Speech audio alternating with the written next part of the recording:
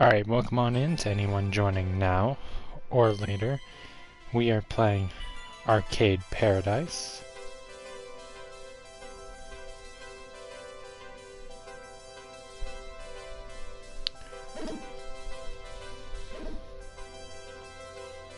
Let's go ahead and load on in.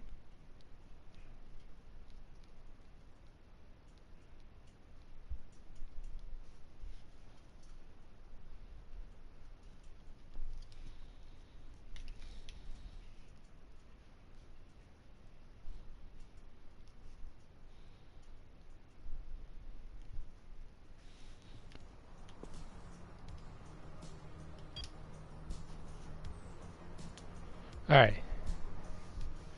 Defeat 75 helicopters in attack vector and listen to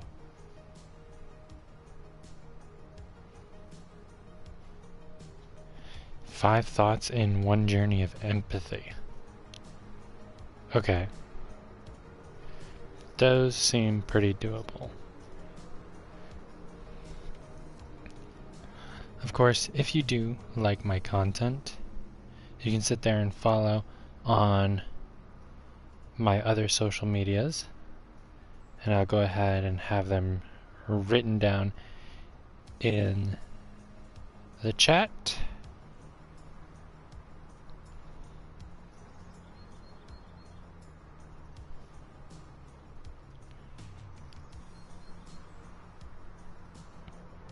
And there we go.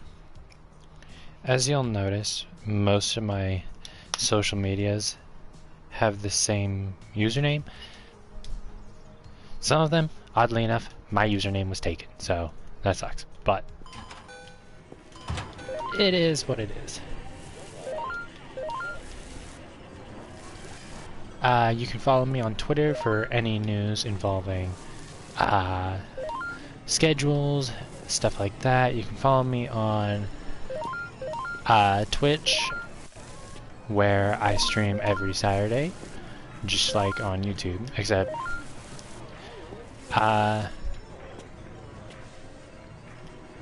Twitch happens a little later on in the day, and I actually have a plan for Twitch. Whereas YouTube, the games I play, I kind of like pick a game, play through it, figure out what to play next after I beat, you know, the current game, or while I'm in the middle of playing it. Whereas on Twitch, I actually have games planned out. For example, well, I would say we are currently playing through New Vegas. However, we've actually stopped playing New Vegas because me and my friend made a deal, and we're playing Space Marine 2. After we beat Space Marine 2, though,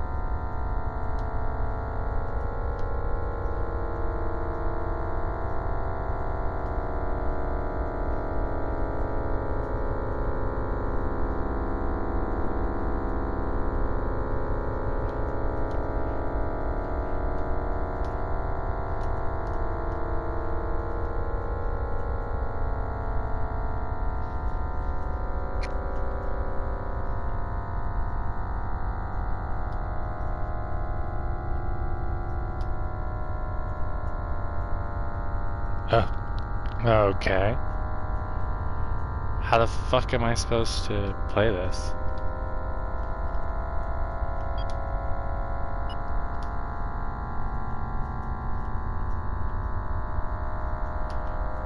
Literally, basically, no matter what button I hit,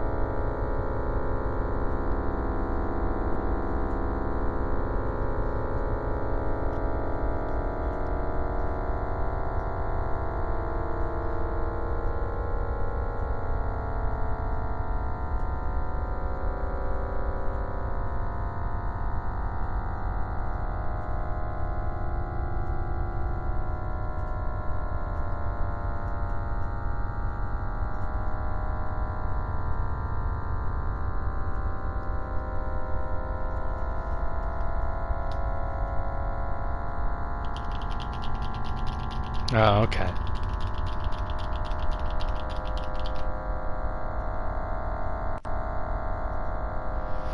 Honestly, I looked it up, but what I was reading didn't exactly tell me how to play it.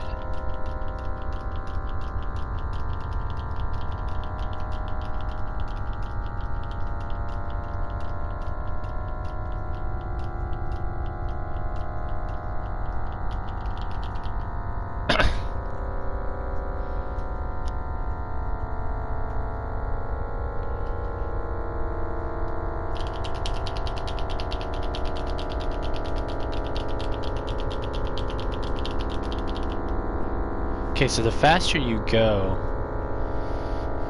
it looks like the faster you go, the less you'll survive. But you have to find a balance between, well, a balance of speed that you need to go through. You kidding me? Infestation annihilated.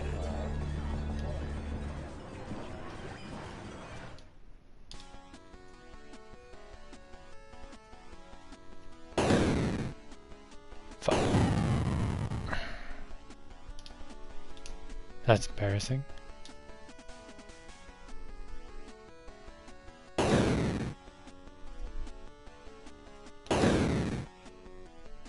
Fuck.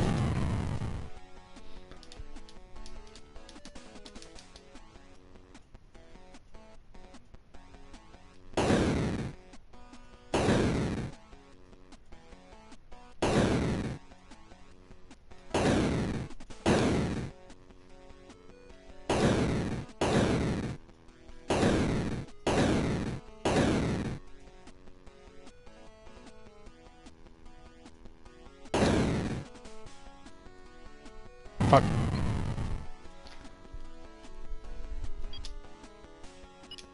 Okay, so it is counting in total. Oh, that's good.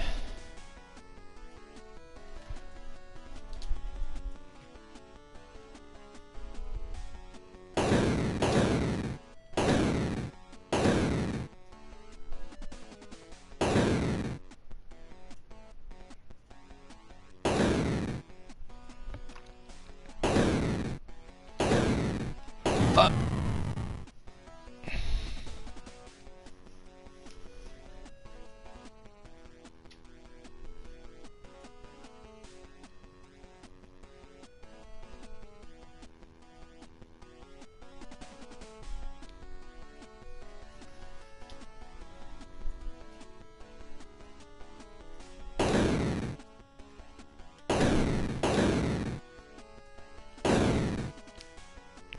That was so close.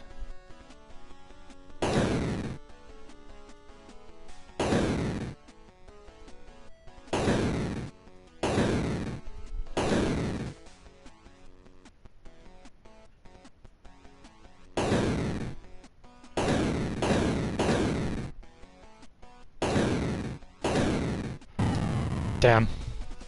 Okay, I got 15.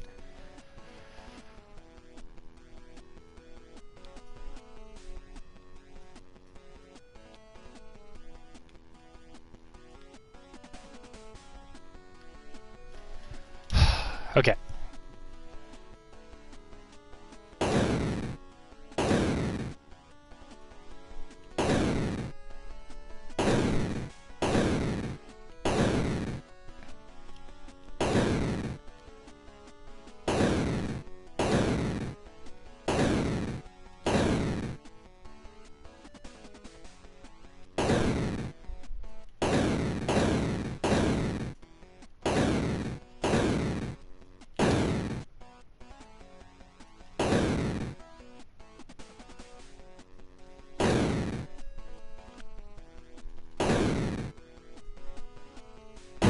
Fuck.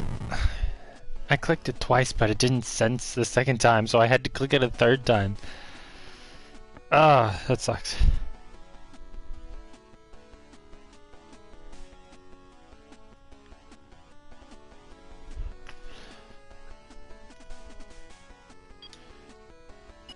Okay, we're almost at the goal. Bonus side is we set a new high score though.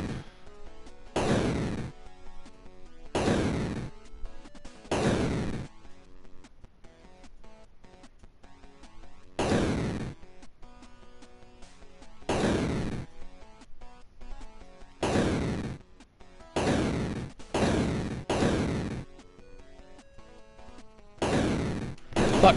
Oh. Damn.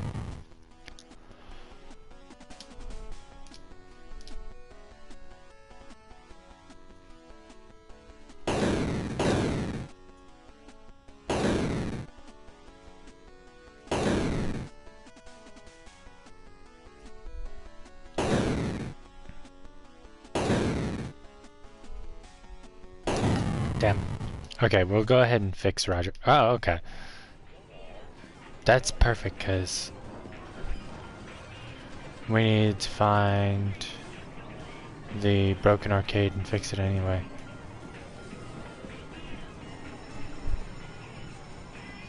What's up? How are you doing? We're right now playing some Arcade Paradise. We're in the later half of the game. Oh, there it is. So, we don't have any laundry to deal with. It's essentially just play arcade games and make sure everything's running smoothly.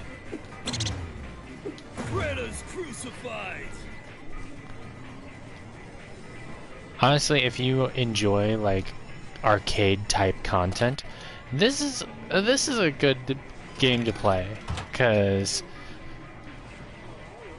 yeah, I remember you. You joined a while back. It's been a while since I've seen you, I think.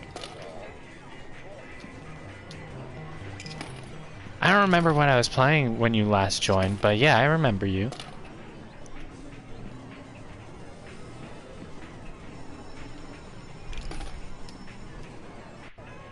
Did I thought I saw something on the floor. Well, there's a coffee cup.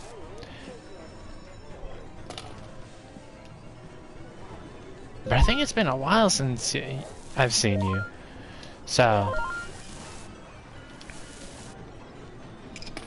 I don't think you've seen, I don't think you were here for any of this game. Oh, nice. I've still only got the 6. So I am practically tip to tip with the platinum of Resident Evil 2. However, I'm having a friend of mine is working on platinuming it practically against his will because of a deal him and I made. And I promised him that I would wait to do the final trophy so that him and I can earn the RE2 platinum together. Well, it's been months. I could have already had the platinum, but he is like less than 10 trophies away.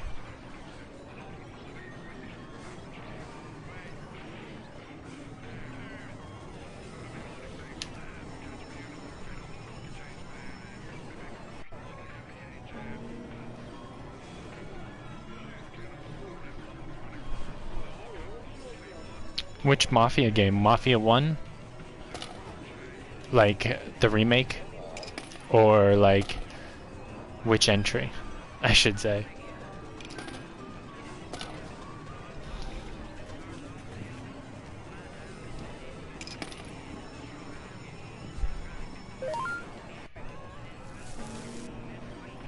Okay.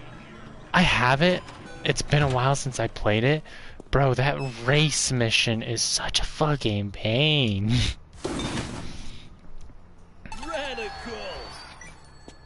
I did get past it though, but God, it took a while.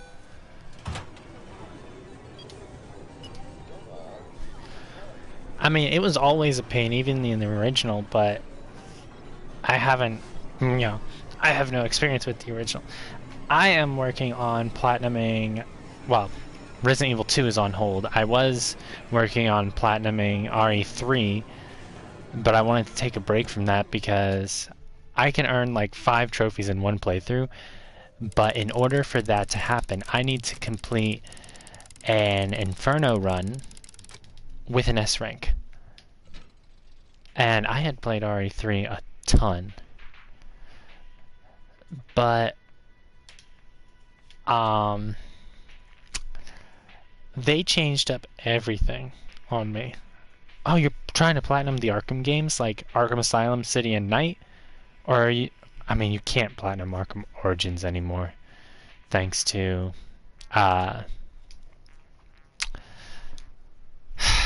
the online mode being shut down, which sucks. Honestly, I think that if you're going to have a game on a platform, you have to make it to where you can sit there and earn the platinum even after the game is, you know, no longer up. You know, like the online section.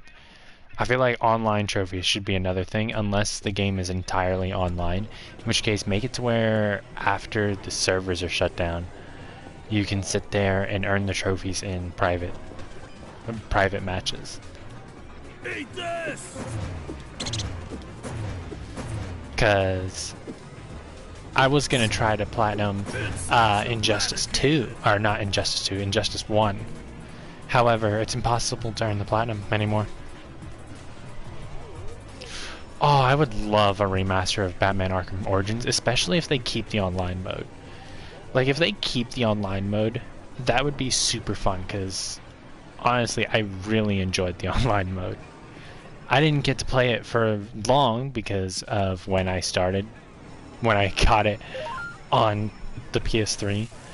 Like, I got it on the PS3 in, like, 2017, 2018, somewhere around there. And by then, I think the servers were already shut down for the first time. They brought them back up for a little bit, then shut them down later on again. 70 euros. Let's see what we can upgrade.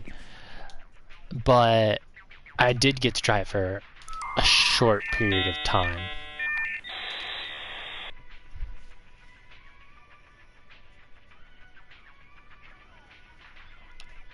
I have the trophy for, well, the platinums for 1 and 2. I was working on Miles Morales for a little bit, but then I stopped.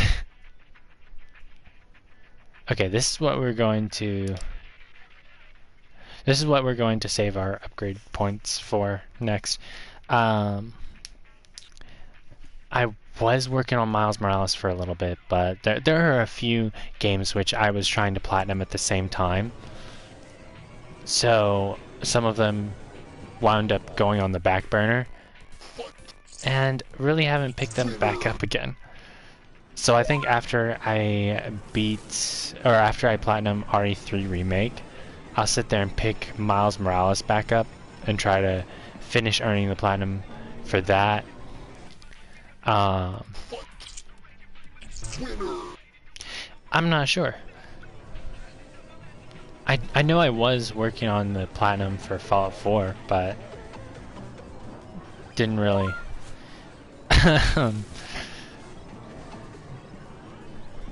Well, that wound up on the back burner too. Let's just say that. I also want to platinum Resident Evil 4 Remake, but I want to wait till after I catch up on my others. No, they're not, especially Spider-Man 2. Spider-Man 2, I think, is the easiest. That is my personal opinion, but I haven't platinum Miles Morales yet, but honestly, none of them are very hard. If you're wanting to extend your platinum trophy collection, though, I actually highly recommend the Telltale games, because for most of them, you pretty much just beat the game once, and or not most of them, but I think at least half of them. You beat the game once, and you're good. I know it's that way with Batman Telltale. I know it's that way with Tales from the Borderlands, and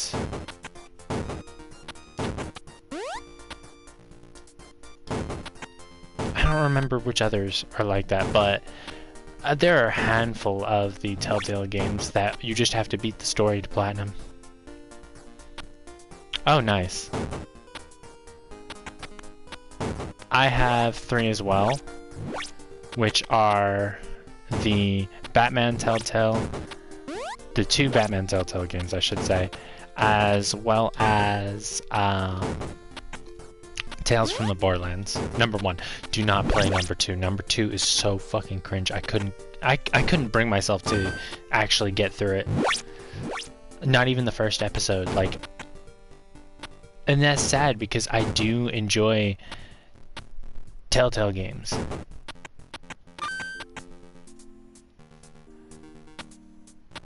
I feel like their game, they're masters at crafting a good story. I mean, the gameplay is basic as all hell, but their stories were always pretty good.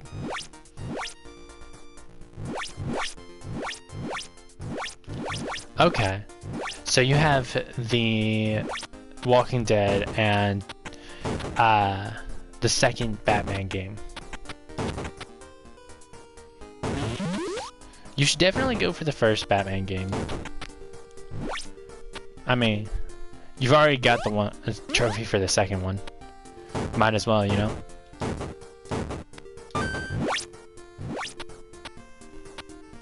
I will say that the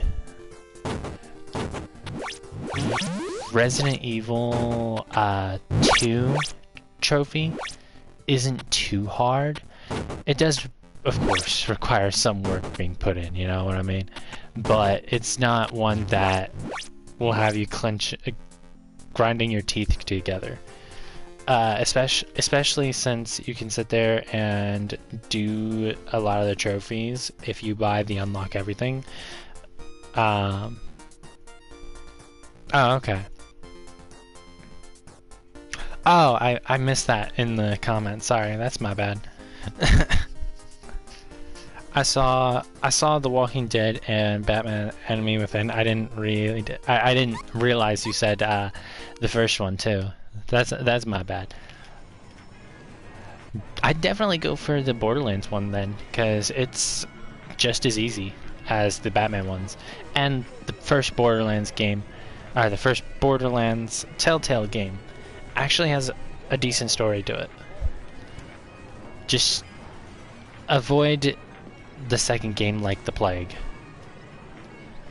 because that one is so awful, like I mean awful, that I could not bring myself to finish the first episode of it. And I believe I still have it up on my YouTube somewhere, because I tried playing it, because I started trying to play, or yeah, beat it on my YouTube shortly after I beat the first one, and I legit quit in the first episode. Ah, man, I need to get that game. Unfortunately, you can only get it physically, right? Or now.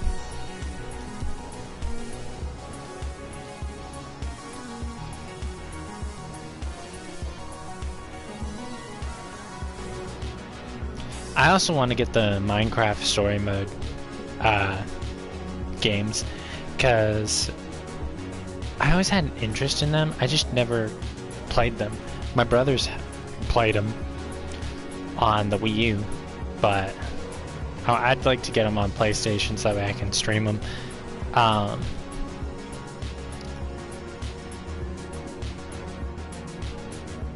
But Tales from the Borderlands 2, or the new Tales from the Borderlands, it was so awful that it is the first game that I ever just cringed so hard that it made me quit. Yeah, they are easy. I mean, they're good to just extend your platinum count. They're not going to be the, you know, platinums that you're super proud of, you know. But they're good just to make your PlayStation count look just a little better, you know what I mean? And Batman Telltale 1 was actually the first platinum I ever earned before I even had my own PlayStation account. I earned the Batman Telltale platinum on my mother's account. Ah, fuck. But, the first platinum I earned on my own account, I believe, was Spider-Man 2. And then I realized, oh, shit, I never did go for the Telltale Platinum. Or the Telltale Platinums, because I got them both on my mother's account.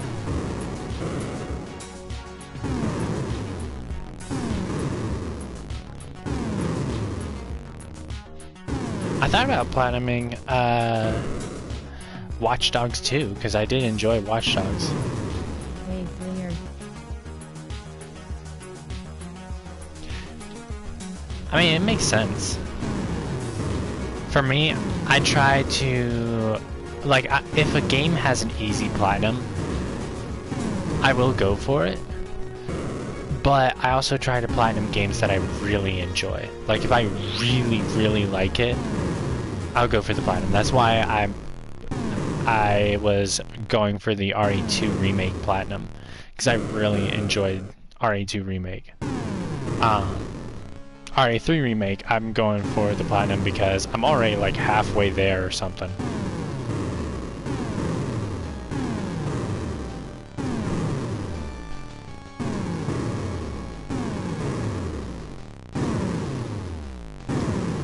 Wait, weird.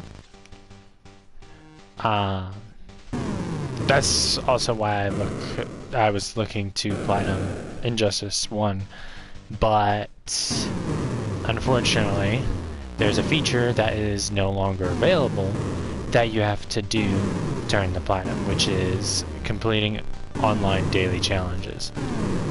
But those have been shut down, so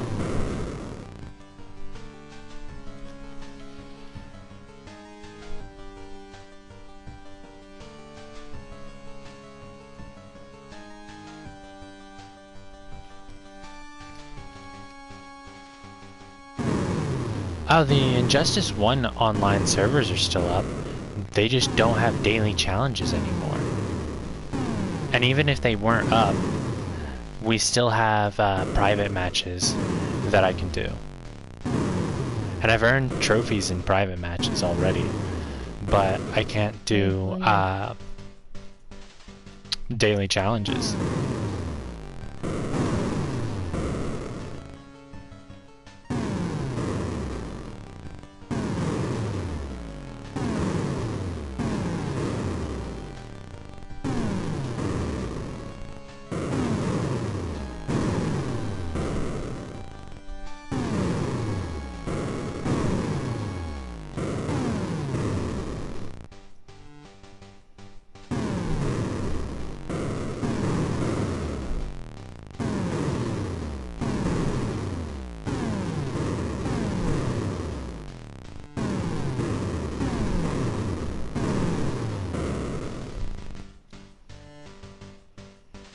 Yeah, you can't get the Injustice 1 Platinum anymore because of the daily challenges no longer being available. So it, you know, it's my favorite fighter, and I was like, oh, I would love to get the Platinum for my favorite fighter. What do I have to do?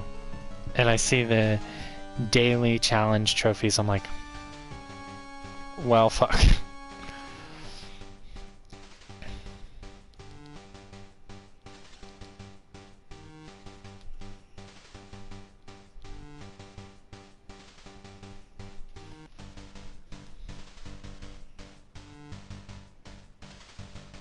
My favorite Batman Arkham game is Arkham Origins. And I love all of them. However, for me personally, and a lot of people hate this take,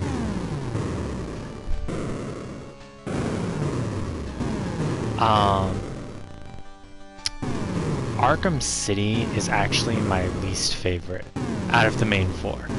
And it's nothing really against Arkham City, like I do love it. Solo, destroyed, 5.2 million dead. I have played it so many times that it's probably ridiculous.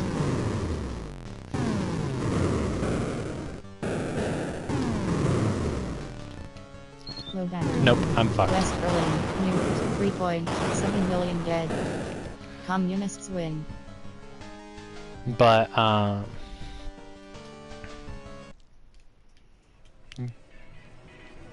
Arkham Origins is my favorite because in my opinion it has the best story. Its characters are written extremely well, especially when we're comparing certain ones.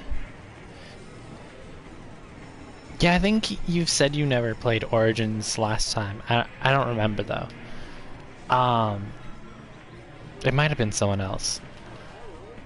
But honestly, Origins is definitely worth playing, and considering PS3s are so cheap, you know, I'd just say it's worth buying a PS3 for some of the games that you can't play anymore, like Infamous 1, 2, God of War 1, 2, Chains of Olympus, Ghost of Sparta. There are so many great games on the PS3 that just haven't gotten ports or remasters. And unfortunately, Arkham Origins is one of those. Insects eradicated. GTA 4 is another one, you know. There's just so many, like, it's ridiculous. Hell, if you can spend the money to get backwards compatible, like a fully backwards compatible model, then you can play PS1, 2, and 3 games, which I have a backwards compatible model. It's broken, but I have it. To be fair, I don't really need the backwards compatible model because I have a PS1, 2, 3, 4, and 5. Spider-Man Edge of Time as well. Lego Batman 2. Lego Batman 1. I mean, there's just a ton of great games that are just stuck on the PS3.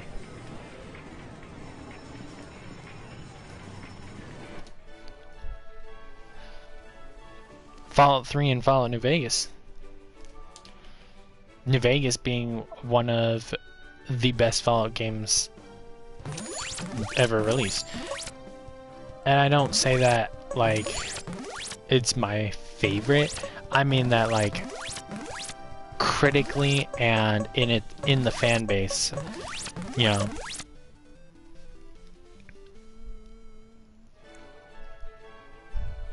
Yeah. Shattered Dimensions.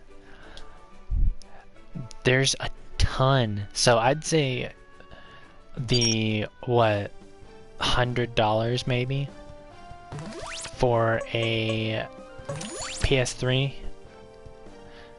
I'd say it would be worth it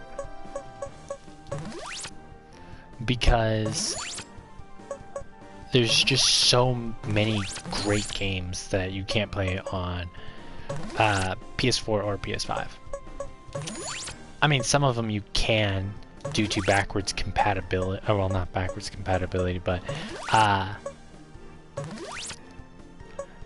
freaking PS Plus Premium. But who wants to spend the money on PS Plus Premium and not get some of the best titles? Like, I don't think you can play GTA 4 through PS Plus Premium.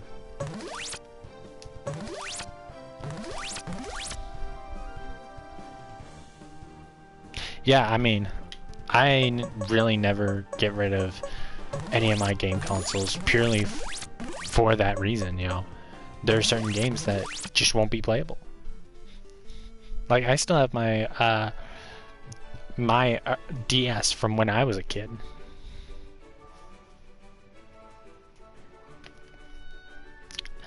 Granted, I could get, if I really wanted to, I could get rid of my 3DS, my DS, because I have a 3DS, and almost the entire DS library is playable on that. But it's really not the same with consoles, like home consoles.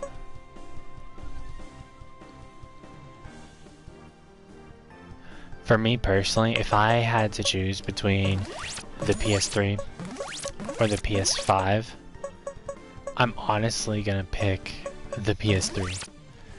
And the reason being is because of the backwards compatibility. Like, if you have the right model PS3, then you have access to the library of 3 console generations. And there's just something that I think can't be beat about that, you know? Having that many options for what you want to play, it's fantastic. Me and a friend were actually talking about that a while ago. It wasn't that specifically, but it was like, if you could only play one game console for the rest of your life, what console would it be? And I chose the PS3.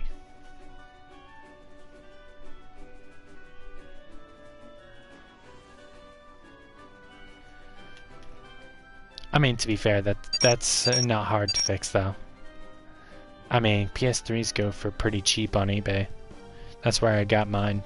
Or no, I got mine from Amazon. I paid like $110 for it on Amazon several years ago, because my family was having the house renovated, so we had the PS4 unplugged and put away. And I was like, man, I'm in the mood to play some GTA. Some GTA, but, you know, the PS4 was unplugged. So I was like, I wonder if I can... Because I didn't know when GTA 5 came out. So I look up GTA 5 and I see that it was on the PS3. I was like, you know what, I'll get me a PS3. And I'll get that GTA itch, you know. I'll scratch that itch, you know. And when I bought the copy of GTA 5 from GameStop, it didn't work. And I was like, okay, maybe I don't have enough storage for it. And this is the one game that I'm glad I got the warranty for.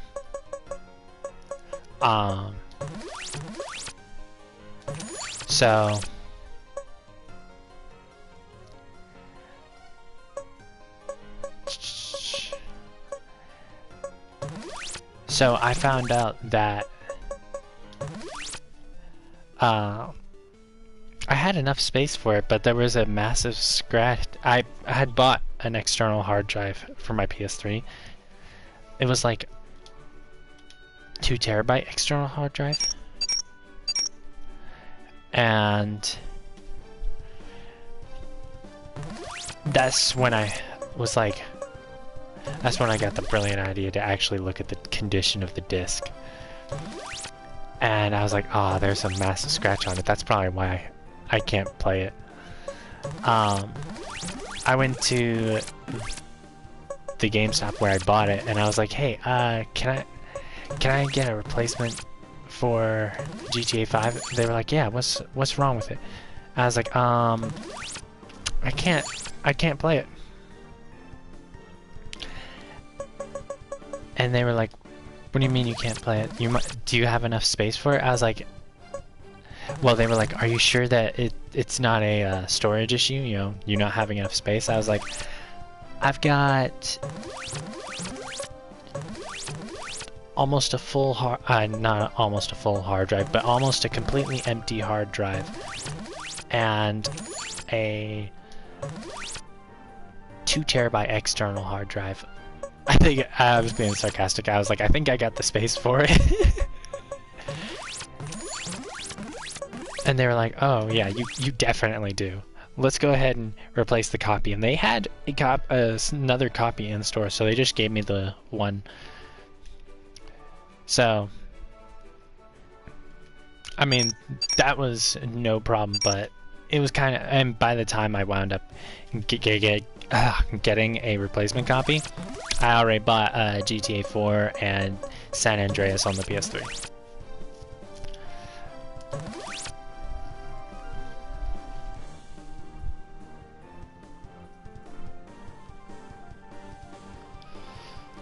Batman Arkham Origins could get remastered. Like, it would be pretty easy for WB to do it. However, they don't want to. That's the thing. They kind of ignore the existence of that game. And it sucks because it's actually a really good game. Like, Arkham Origins, like I said, it's my favorite. But it's like, it's different, but in some really good ways. You know what I mean?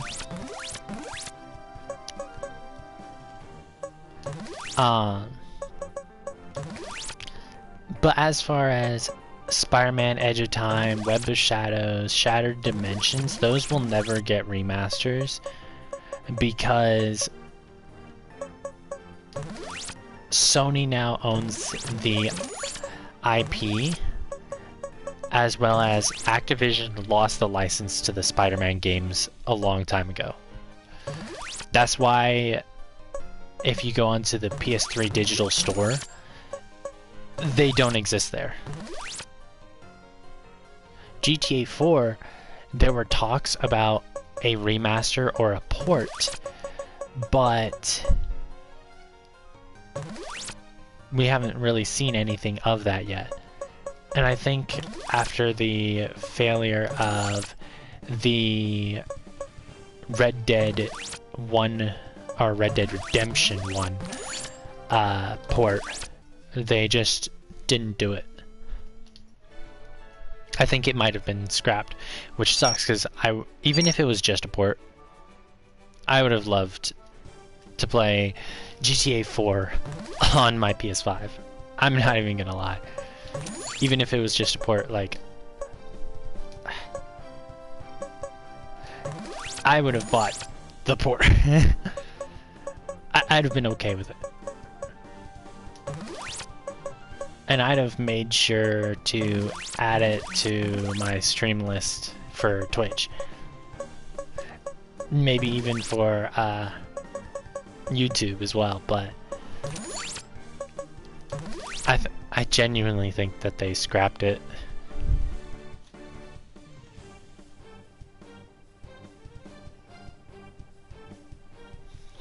I mean, it is a possibility, however, a port doesn't take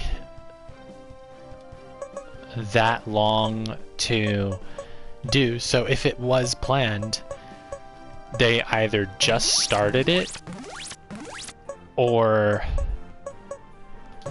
it looks like it got scrapped. Like, there's no way it's taking that. Like, if it started when it was leaked that it started, there's no way that it's, you know, that they're still working on it. If it is just a port. If it's a remaster, I could see it taking them longer, you know what I mean?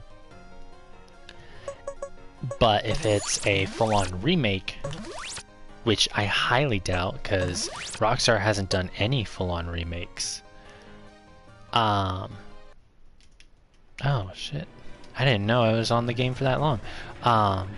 Rockstar hasn't done any full-on remakes of any games.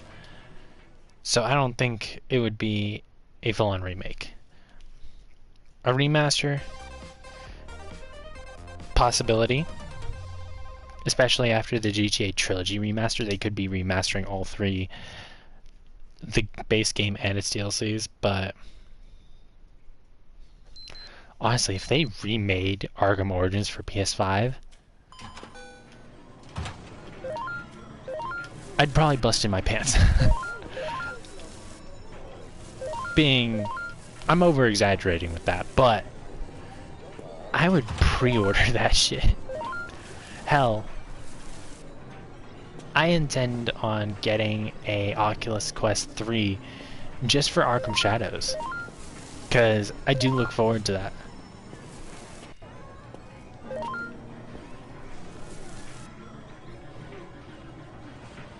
Yeah, it definitely does. And I actually played it on Twitch on my Xbox through backwards compatibility. And had hella fun doing it. Like, it's just upsetting that WB wants to ignore the existence of this game. It's like, in my opinion, this is like a good contender for the best Arkham game.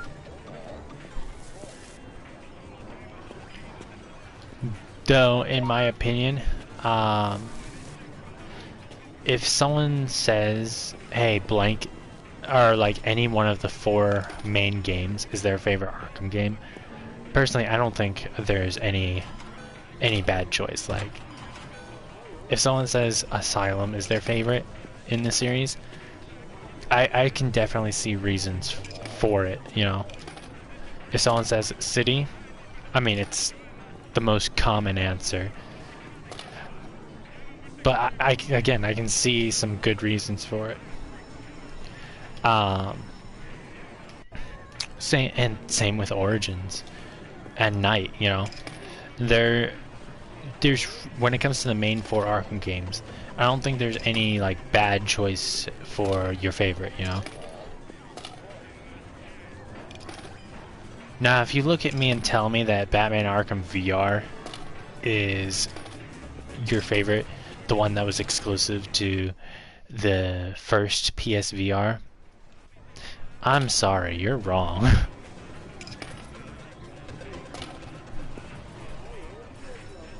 Origins, I feel like it definitely does deserve a remaster. At least. Like, a full-on remake would be better, you know. Add some of the cut content, stuff like that. It could be absolutely fantastic.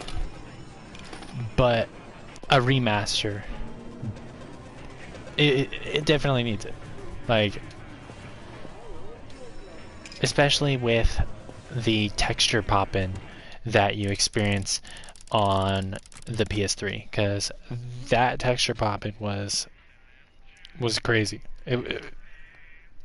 Like, it was hard not to notice it. I do play on VR. Like, I have an Oculus Quest 2, and I do enjoy I enjoy the fuck out of my Quest 2. If you can, like, if you don't have any health issues that would make it dangerous for you, I actually highly recommend it. It is absolutely fun and a very unique experience. But of course, if you do have health issues that, like, if you suffer from seizures or anything like that, definitely you're probably better off just sticking with consoles. But fortunately, I don't have to worry about that. So I did it. I tried out one of my classmates' Quest 2, and this was back when PS5s were like scarce. So I had like $500 set aside, or $550 set aside for the PS5. So I was like, you know what, since I can't fucking get a PS5 because of how fucking hard they are to get, I'll sit there and get a Quest. I'll buy a Quest 2, which I do not regret that decision at all. honestly, I understand that. Like, um, so I think my most played VR game would be Resident Evil 4 on the Oculus Quest 2.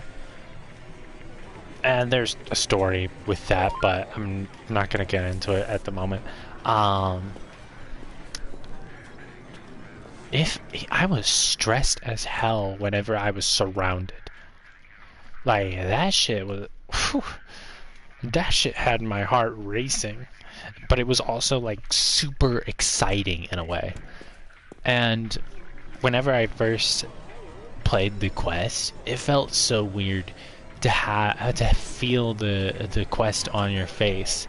But after a while, I just didn't notice it. I mean, Resident Evil 4 isn't exactly a horror game. Which is actually that actually does lead me into the story. So at this point, I might as well tell it.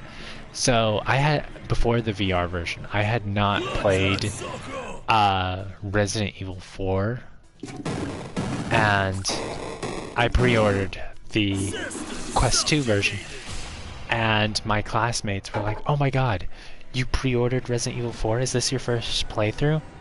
Oh, it's gonna be terrifying. Wait till you face the regenerators. Oh my god, you're gonna shit your pants. The regenerators are gonna terrify you." And so while I was in class, they were hyping the fuck out of Resident Evil 4. Like, it was one of the best horror games of all time. So, naturally, I'm getting all excited. I'm like, ooh, this is gonna be great. I'm gonna wait till Halloween to play it.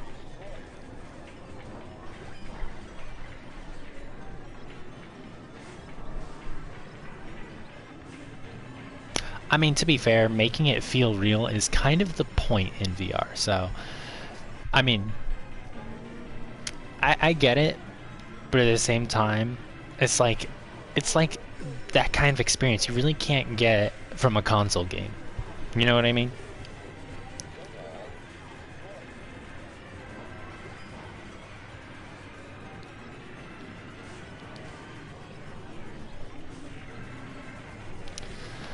Like, it just feels so more unique and immersive.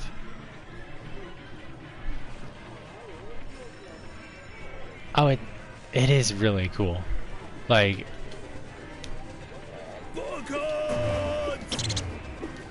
it's, I don't know how to put it without sounding like I'm glazing it, but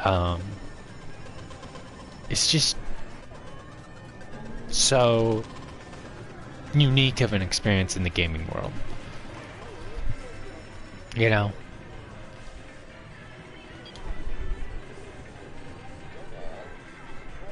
Okay, played in line terror for 5 minutes. Defeat 20 enemies using the laser weapon. Okay. And okay, we're going to play line terror.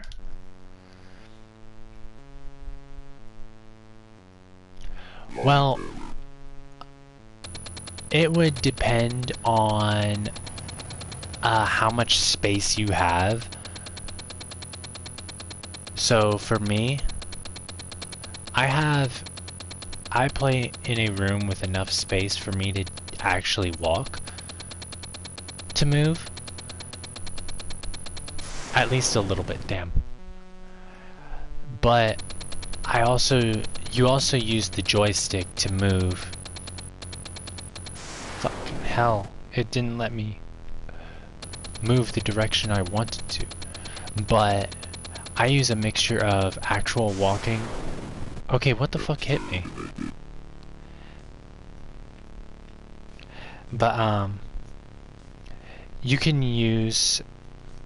do stationary, which allows you to use a joystick to move, and you can actually turn if like you have the space to move your arms and body.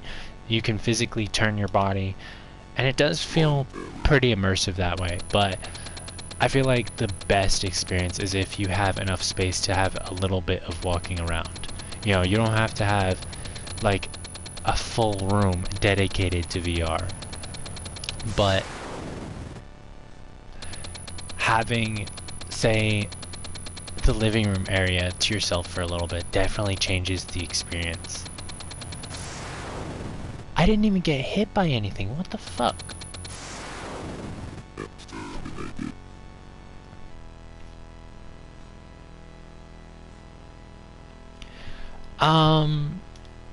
For some people it does, but I feel like from what I've seen, for the most part, that's motion sickness, which I have experienced. Like certain games, certain games I feel like are not suitable for standing around, just playing sitting down, which you can do. I've played something like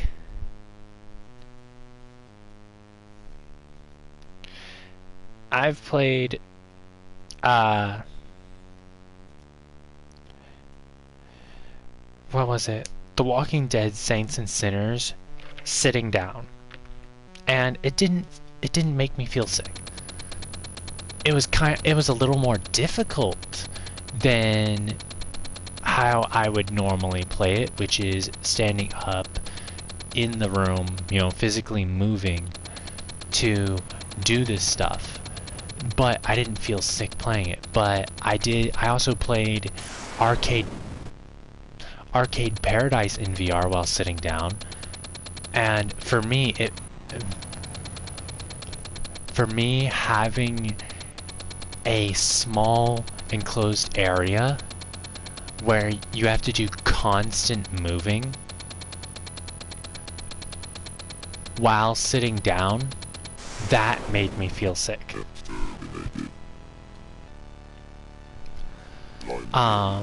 That was like 3 years after I had the VR. Like, I had already had the VR for a long time at that point.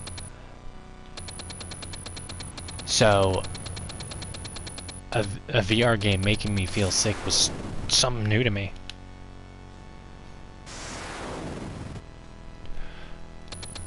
Personally, I've always been more of a Batman fan. So, for me, the Batman Arkham games. Plus, I love the stealth in the Arkham games, whereas the stealth in the Spider-Man games have always been kind of shit, to put it nicely. And I feel like the combat in the Batman Arkham games was also better.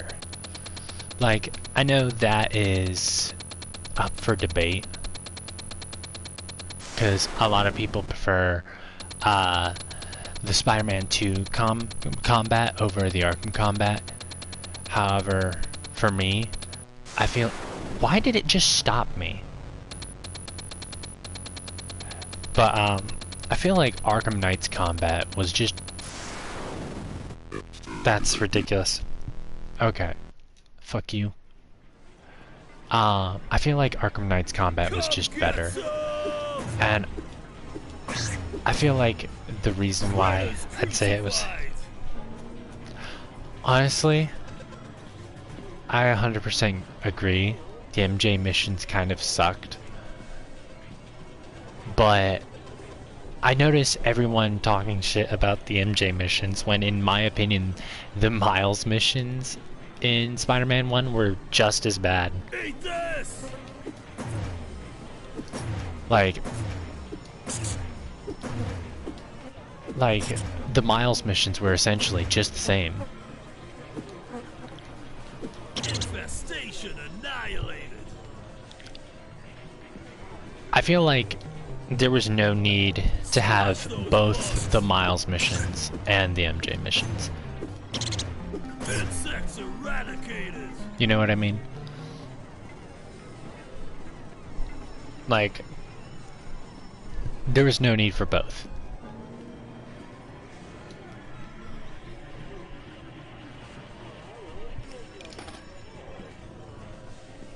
I did occasionally, but even then, you know, I don't think getting caught was the main reason people didn't like MJ's missions. I think it was the break in the gameplay, you know, the fact that it took you from, oh, awesome Spider-Man missions to slow-paced sneaking around shit.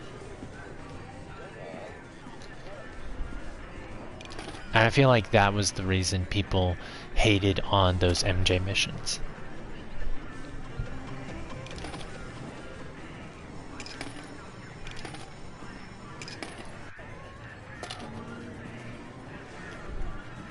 And if anything, I feel like the challenge of the MJ missions actually make the MJ missions better than the Miles missions. Because the Miles missions are significantly easier than MJ's. But it's like Miles just feels too easy. You know what I mean?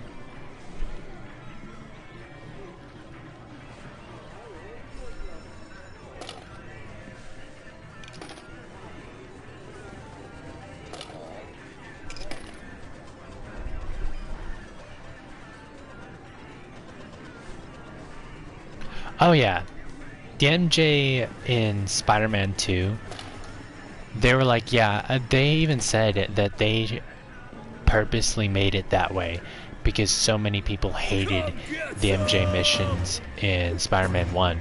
They were like, well, we'd rather it be like John Wick sections and people like it or not hate it than, you know, try to be more accurate with their representation of Mary Jane Watson, and people hate those missions.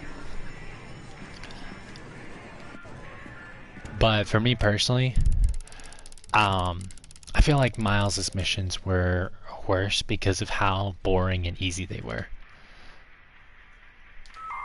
That is just my take though, you know? Okay, we're gonna spend the 13,000.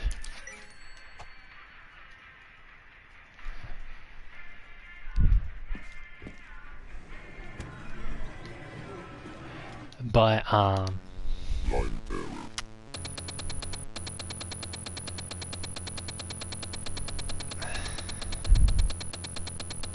forgot what I was gonna say. I fucking hate that. Why?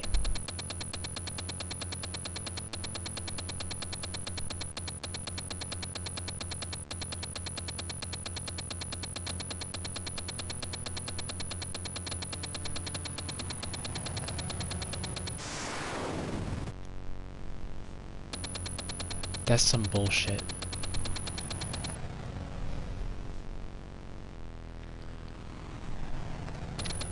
I mean, he probably is. I mean, he literally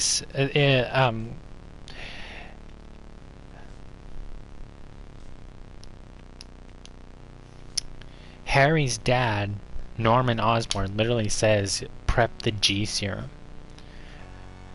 And so it's like, what else could it be? You know? It's very clear that they're setting up their version of the Green Goblin.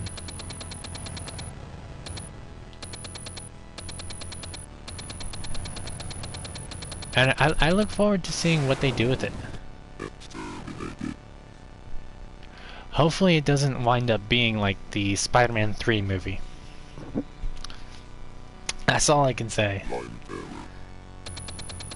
And I hope that Sony actually lets Insomniac cook.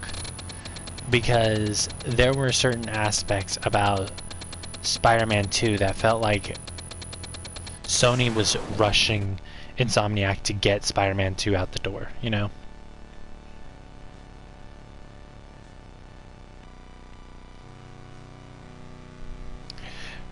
Imagine if we have like a Doc Ock section where we fight Green Goblin.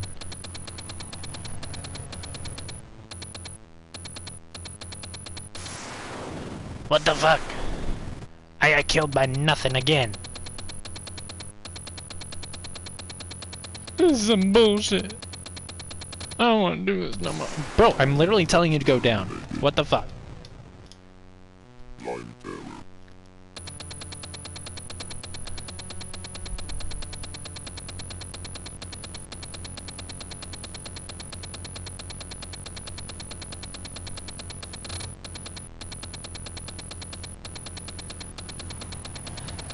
But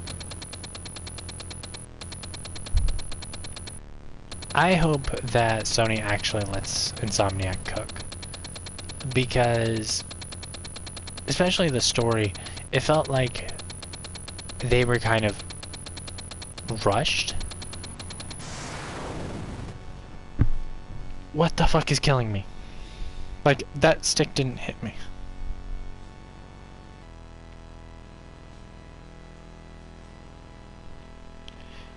Yeah, I mean, I can definitely see it, because those two are fucking Spider-Man's big bads, you know? Doc Ock and Green Goblin are essentially Peter's Joker and Penguin. Okay, that time I actually got hit by the stick. I practically got spawn killed there. That's fucked. Either way. But Insomniac has been doing really good. Spider-Man 2 was a banger. I'm not going to say Game of the Year worthy, because I don't think it should have even gotten nominated. That is my opinion, because of the bugs as well as the story feeling rushed. But it was definitely worth the... Oh wait, it was $70. I don't think it was worth $70. Was it $70? Maybe it was $60, but it was still a really, really good game.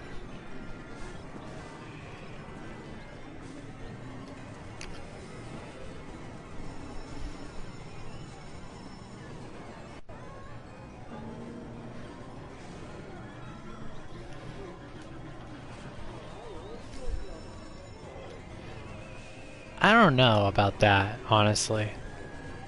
I mean, it's possible. But I don't think so. I think they're gonna have like a rivalry going on.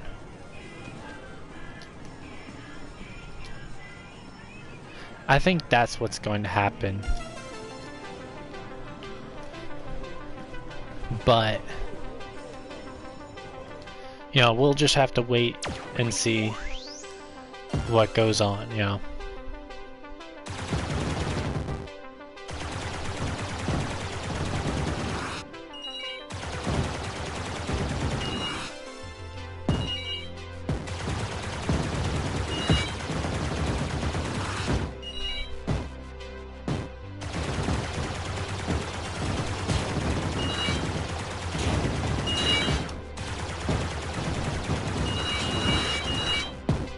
What the fuck? Space nukes.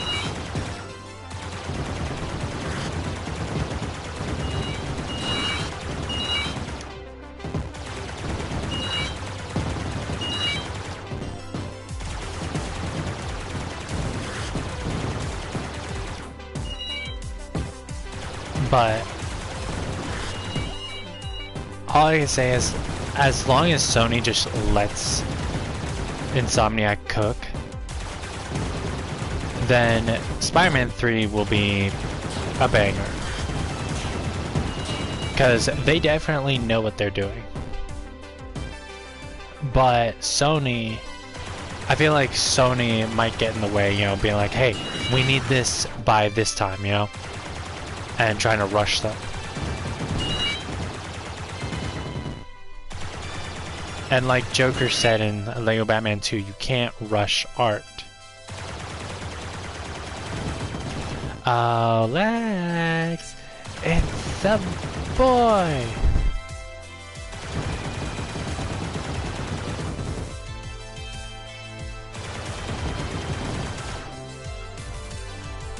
But Insomniac knows what they're doing. They know how to cook, so.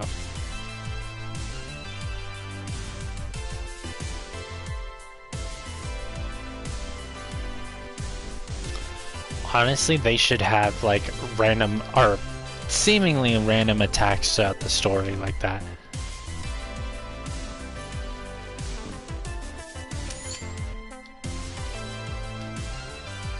If they were to do that, that would be so badass.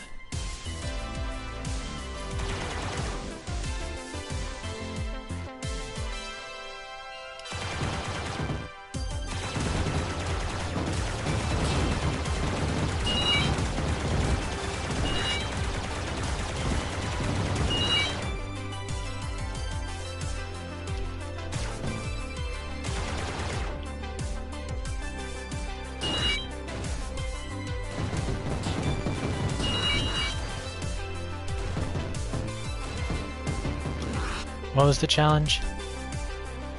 Defeat 20 enemies with the laser.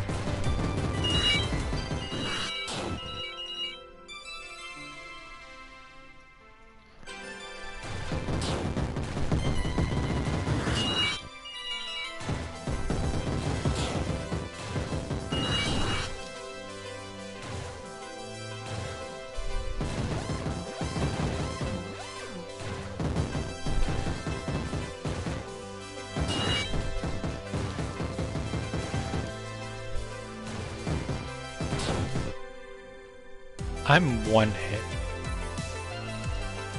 My ass needs to be careful. Like how I say my ass needs to be careful, then isn't careful.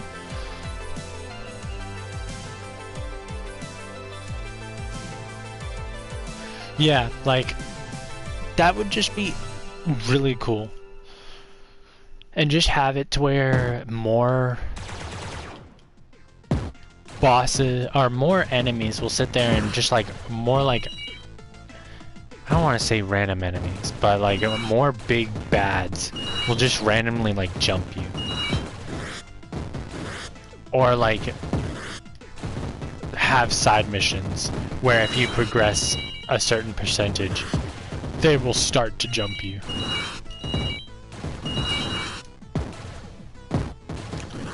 Like, that would just be really good. Like, it was unique back in Spider-Man 1, because there weren't very many bosses who ever did that. Everything was always scripted events. But Spider-Man kind of like broke the mold with that.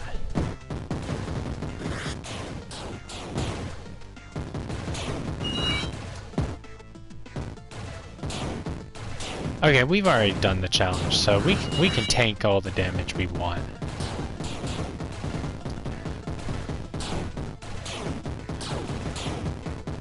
Truth be told, I hope they do that with Arkham Shadow. Yes, that is the worst thing to do. You have a studio that knows what they're doing, that knows how to cook. Let them cook, bro. Meteor Madness. Okay, that's the next game we need to play. But that's the issue with a lot of studios, is they're like, oh, we want this game done by this time. But they're not in the process of trying to rush it.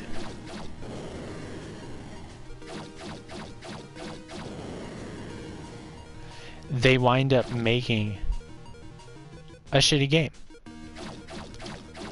And the first thing that comes to mind when I say this is Cyberpunk. Cyberpunk was a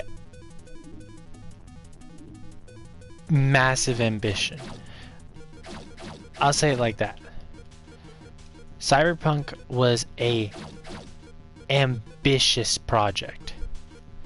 And if CD Projekt Red just was given the time to cook, I think it would have lived up to that. But because their parent company was just like, nah, we need it out ASAP.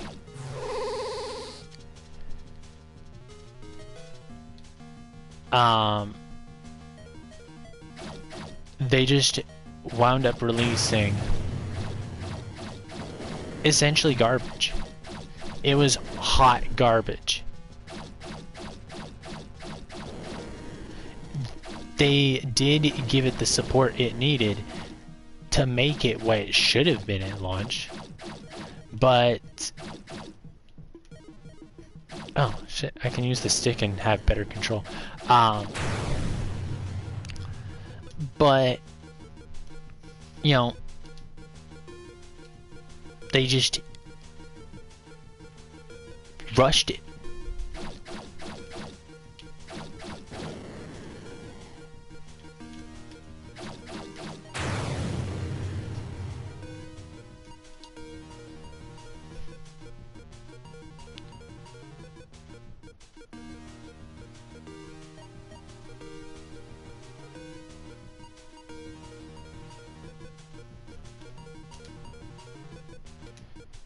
That would be one hell of a way to end it. However, I don't think that'll be what happens.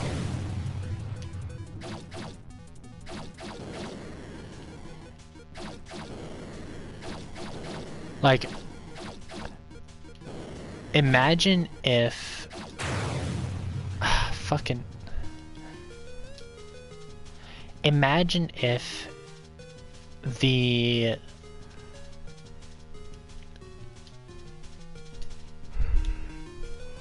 imagine if the last boss in Spider-Man 2 was Peter, and you had to fight him as Miles. And the second game was all about Peter trying to make up for what he did while under the influence of the symbiote. I feel like that would have been a way better way to do it. I don't think we're gonna end up doing that challenge. Especially since it's coming close to the end of the day. We need to worry about money. You know. But I feel like having Peter be the final boss would have been like such a twist end. Like, we knew it was going to happen. We just wouldn't have thought Peter was going to be the final boss. Also, I feel like this symbiote version of Peter was pretty tame.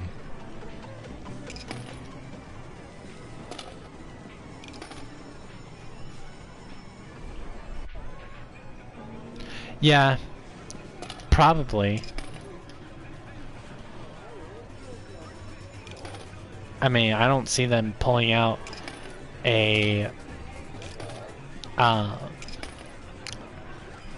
twist villain for this. Just like with Spider-Man 2, I don't think anyone looked at Spider-Man 2 and thought, yeah, Kraven's gonna be the final boss. We pretty much all knew it was going to be Venom. Venom was basically the real star of the show.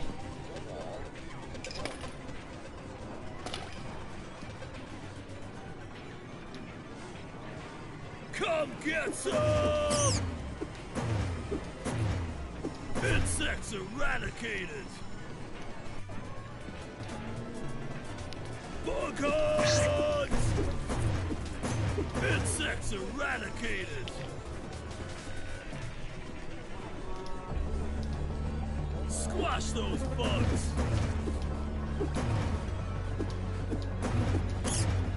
Infestation annihilated!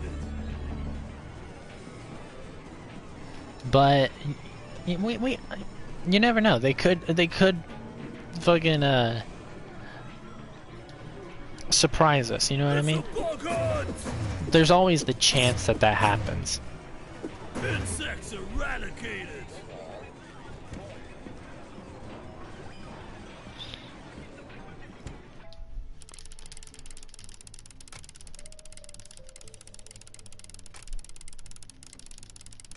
But no matter what Insomniac does, I think Spider-Man 2, Spider-Man 3 is going to wind up being really good.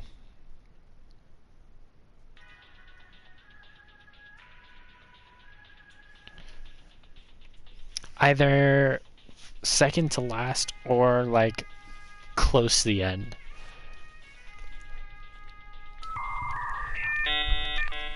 It'll definitely be one of those missions that it's like, yeah, everything's starting to come to an end.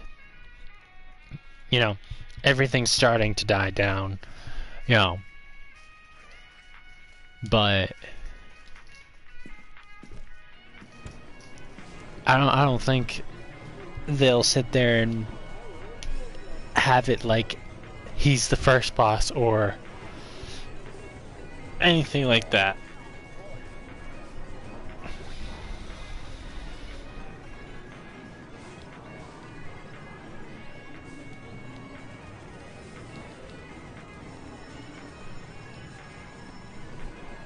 What the?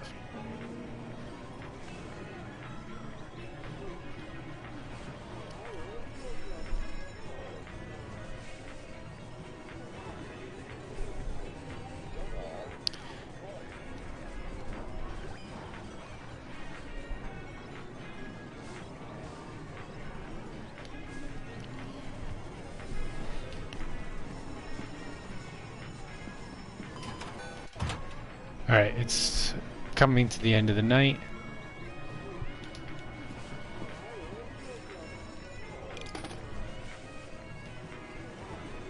Everything's gonna be dying down.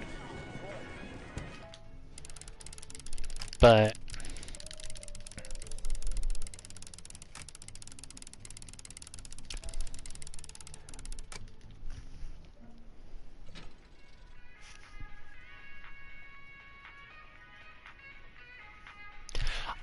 I thought it was going to be Spider-Man 2 DLC with Carnage.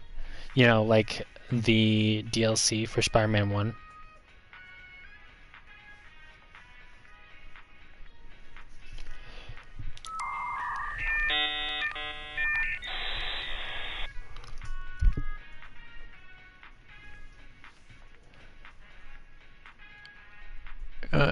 I'll grab this one.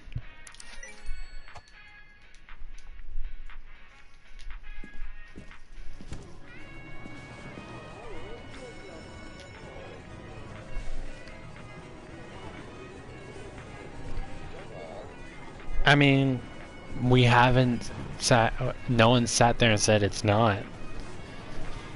I don't see why they would cancel it, you know what I mean?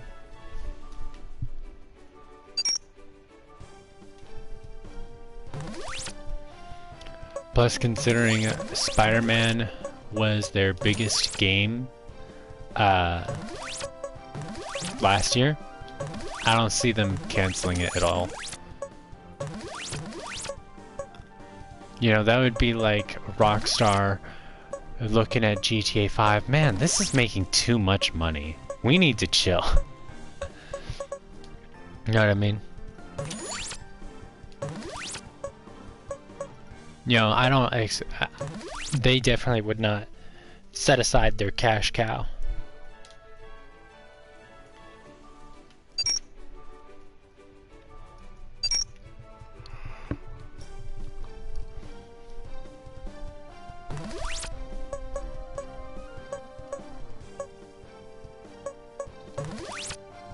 The day that they decide to set aside their cash cow, I'm gonna be a billionaire.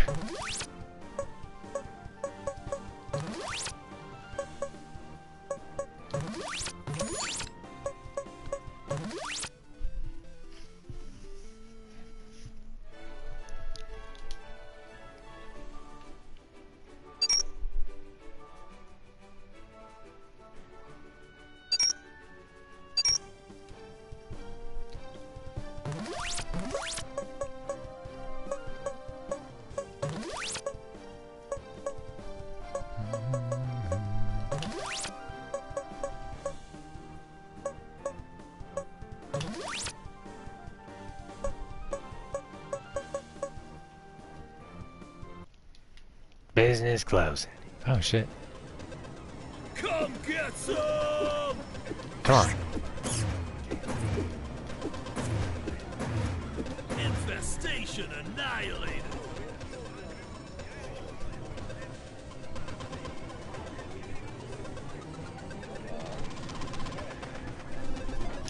Honestly, I'm gonna say a Miles Morales too, especially with how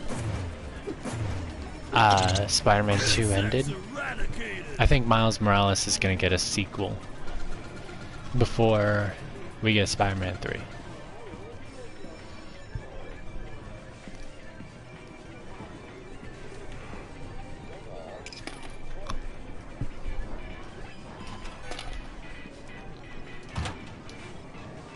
And I'm not sure if we'll get a Venom game. I know it was being talked about, but I'm not like I don't want to say that I don't think it'll happen, because that's not 100% true. I do think that there's a good possibility it will, but I don't think it'll happen anytime soon. I guess that's the best way of putting it.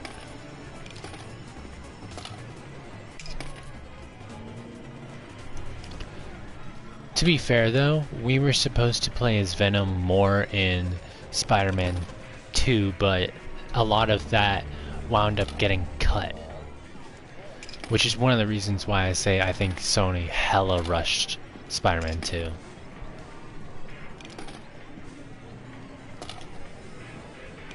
Like, there's so much unused dialogue that they probably could have made a Miles Morales sized game with it.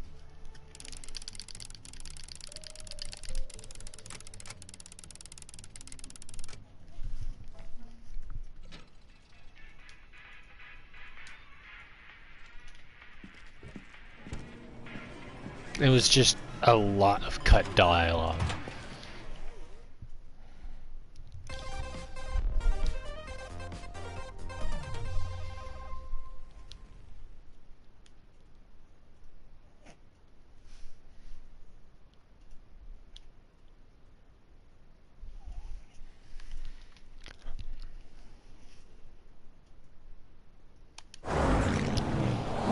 This is like one of the first games that I feel like Sony like genuinely rushed.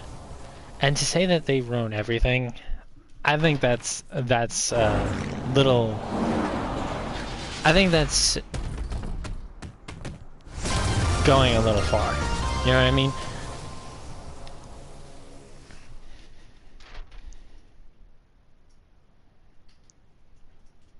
I don't think Sony ruins everything, but they definitely, their greed there are times where their desire for money, their greed definitely gets in the way. Like, there are times where they have that shit under control, and then times where it's like, you can definitely tell that's all they're thinking about. The dollar bill.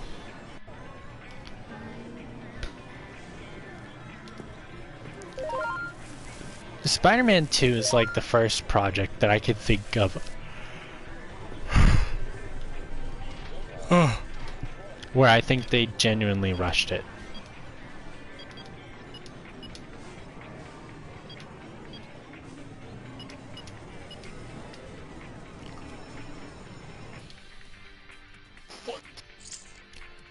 Like, maybe a couple of smaller Killzone titles, but I mean, those weren't very popular.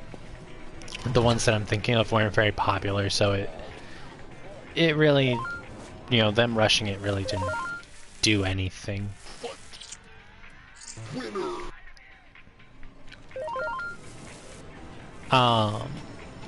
But rushing projects is done by a ton of different devs, like Activision. Like, they rush so much. Like, Bodacious. I know that if I say this, pretty much no one's gonna know what it is, but Call of Duty Black Ops Declassified could have been the biggest title for the Vita, but Activision not only rushed it, but outsourced it.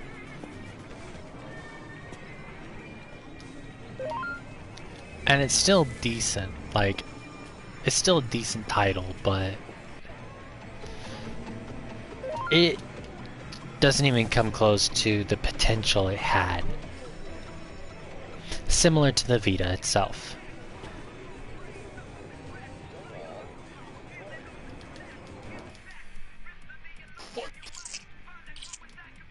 Winner.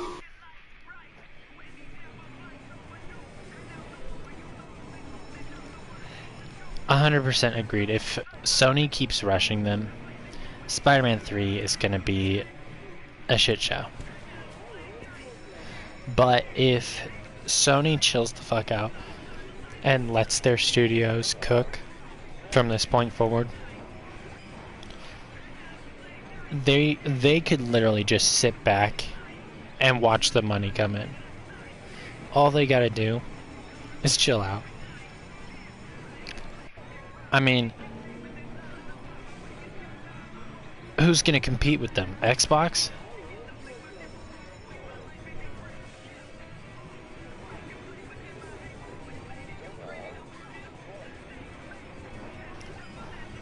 Like, Xbox hasn't released many good exclusives within the Xbox One and Series X generations. But yet, within just those two generations, Sony has bangers on top of bangers. So, pretty much no matter what Sony does, it's not going to harm them, because who are we going to go to? Like, oh, Sony's doing really crappy, but they're still better than what Xbox is doing.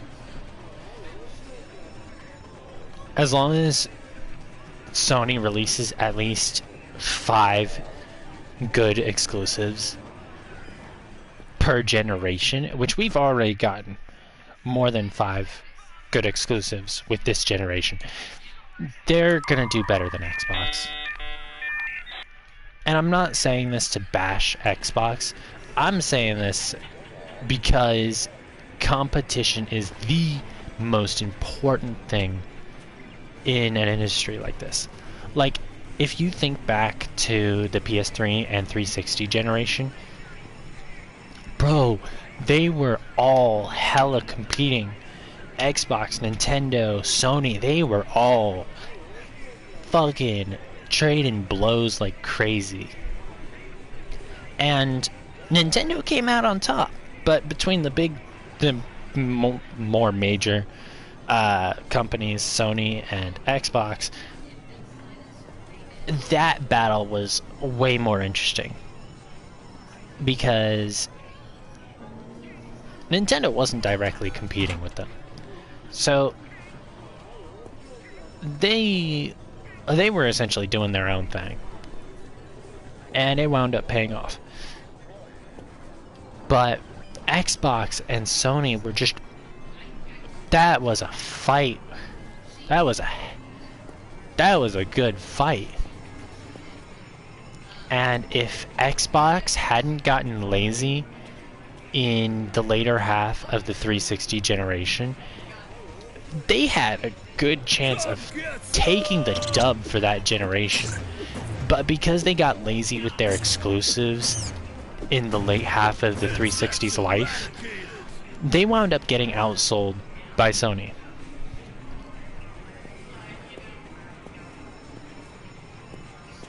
And it sucks because, you know, a lot of people look at that generation and they're like, oh, the 360, it was on top. But they only say that because everyone was buying 360s at first. You know. But they did eventually get outsold and got their teeth kicked in by Sony, because while Xbox started to get lazy towards the middle and end half of the 360, Sony was like, okay, let's get to work, and started cooking some massive bangers. They released God of War 3, things like Heavy Rain, The Last of Us. They were releasing fucking Infamous, banger after banger after banger. While Xbox was, they were just like, hey, the Kinect. They were mainly publishing shovelware for the Kinect.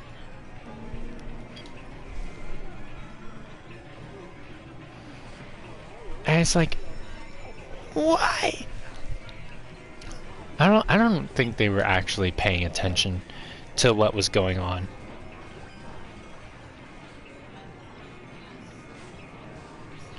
Yeah, PlayStation is better than Xbox, and that's the problem. Imagine if Xbox was just as good and just as popular as PlayStation. PlayStation would have to step up their game, which would make Xbox have to step up their game. That is the idea behind capitalism and I'm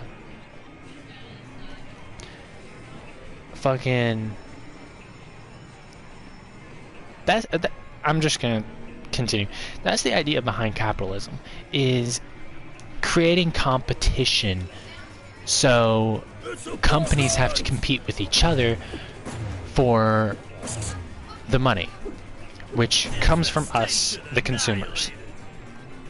That's why a monopoly is illegal, because we can't have one company running the market. And it may look like that company is Sony, however, legally, Sony's good because of the Switch. But when we have direct competition, things just go way better for the consumers. It makes the choice of which to buy harder, but I think overall things are better whenever direct competition is on equal level. And the funniest part about it is Microsoft has enough money to where they could make it, they could solve the problem. If they actually solve the problem and put in the work to bring Xbox back up, we could get that direct competition again. We could get that level of 360 versus PS3 again. However, Xbox is content. Well, Microsoft seems to be content with where the Xbox is. In the ground. You know it is bad whenever an accessory for the PS5 sells more than your console. People have bought more disk drive accessories for the PS5 Slim than the Xbox Series X/S. And that is absolutely pathetic. The Xbox is a decent console, but they need exclusives to battle with PlayStation. And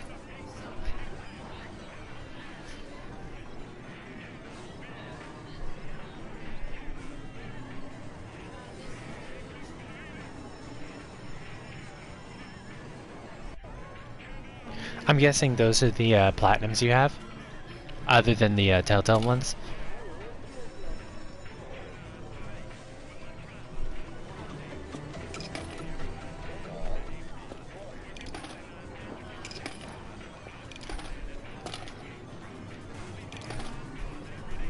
You should definitely platinum Astro's Playroom.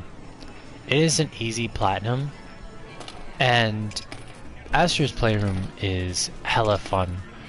It is a really good platformer.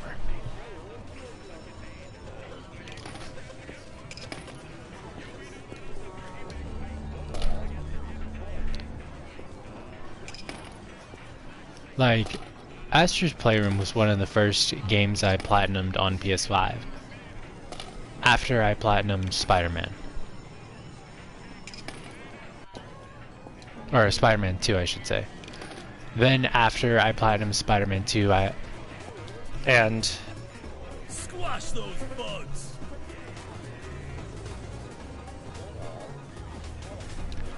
honestly, even if you're not into platformers, like, I'm not big into platformers, it was pretty easy. Like, once you get the hang of the controls, like, just sit there and play the game normally. And once you're done playing the game normally, you'll basically have the skill to sit there and platinum it. And to platinum it, you just sit there and do certain small challenges and find hidden objects. Which, if you're looking for the hidden objects and you're having trouble, you know, YouTube exists. But for the most part, those hidden objects, you can see a branching path. You just gotta pay attention to the area and be like, oh, it looks like I can go here. Let's see what's over here. Oh, hidden item here, you know? And the game makes that pretty easy for you because it'll sit there and not only have the number of hidden puzzle pieces and stuff like that displayed for you, but it'll actually, whenever you collect one, it'll actually tell you which number one you collect. And say you collected number 3, that means there are 2 before where you got it.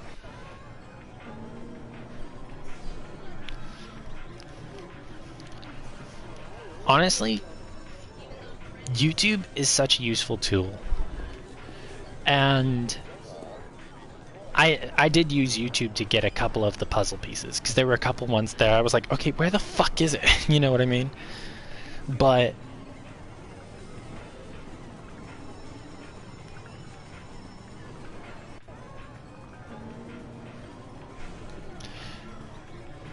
it's like, once you've beaten it normally, like once you've played through the levels, it's not that hard. The hardest part is dealing with motion controls, honestly, because the motion controls can be super annoying. I feel like the only two types of systems that should have motion controls are the Wii and VR systems. That's it. The motion controls feel nerve grinding on the PS5, but you know, it is what it is, and it doesn't take that much time as far as like in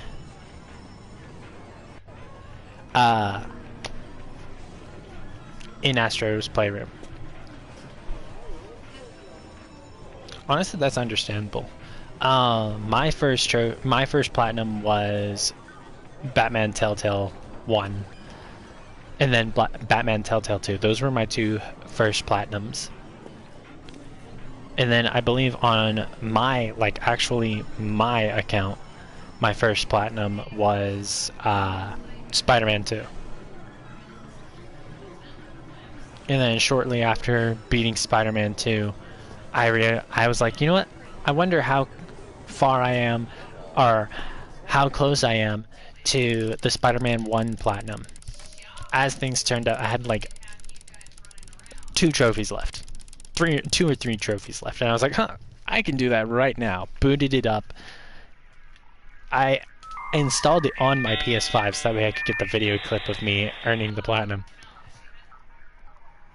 And got it in one sitting. Like, no problem.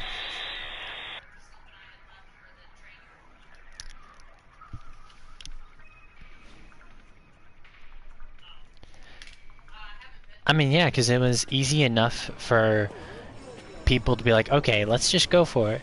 But also big enough for many, many people to play it, you know?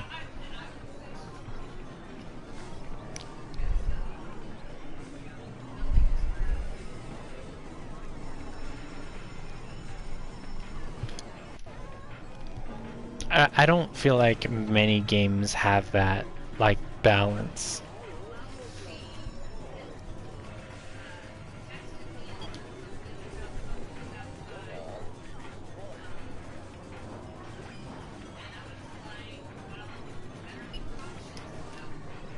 There aren't very, yeah, there definitely aren't very many games that hit that nice balance, you know what I mean?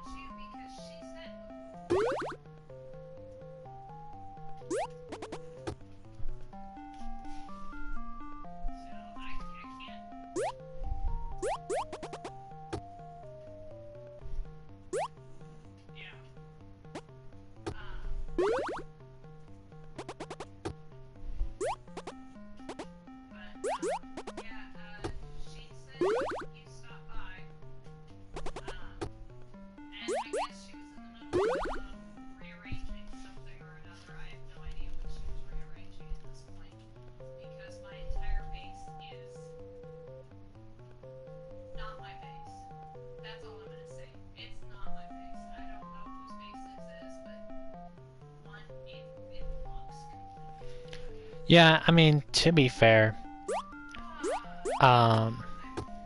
skins were kind of always in gaming. Like, the original God of War had quite a few unlockable skins. So, it's not surprising at all that they stuck around.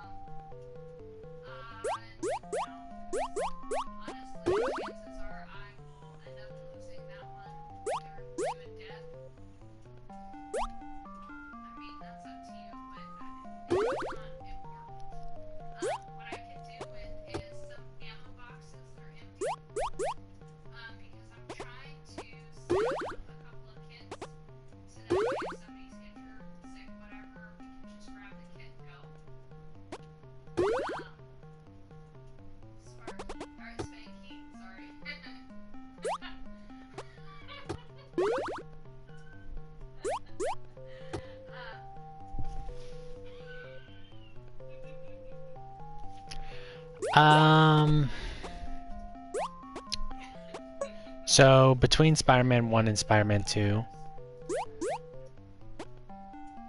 the deciding factor for me is what category we're talking about. Like, if we're talking about story, easily Spider-Man 1. Spider-Man 1's story was significantly better. And I don't feel like that's an unpopular opinion. I think a lot of people would agree with me there. But if we're talking about, like, gameplay-wise, Spider-Man 2 made a lot of really good improvements. Especially when it came to, like, combat. Because combat in Spider-Man 1 was not only lackluster, but it was so easy to sit there and just cheese. Like, if you spammed your gadgets in combat sections of Spider-Man 1, you'd be fine. You're practically untouchable. But Spider-Man 2, yeah, spamming gadgets won't save you.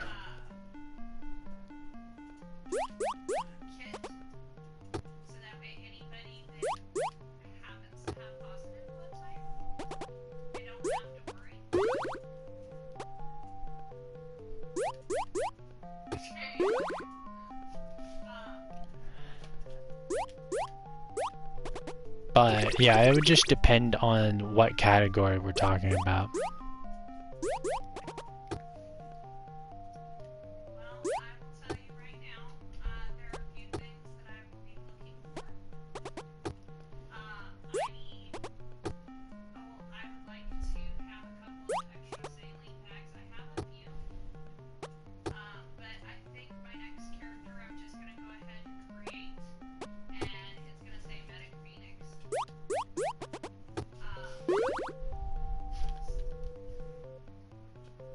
Yeah, Spider-Man 1 definitely has a significantly better story than 2. There is no competition there.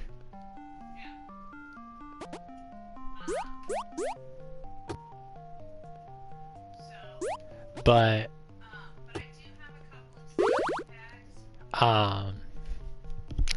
Spider-Man 2 definitely has better combat. I feel like that's pretty undeniable.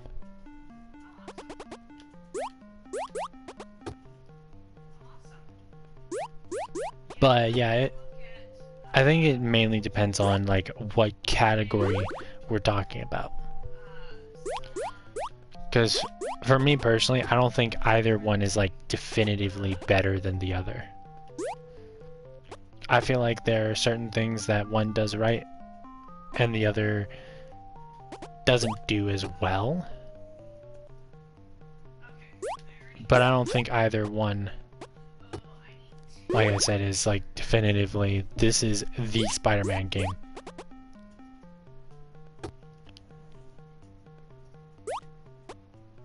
Spider-Man 2 definitely did improve on the web swinging though. That was a massive improvement.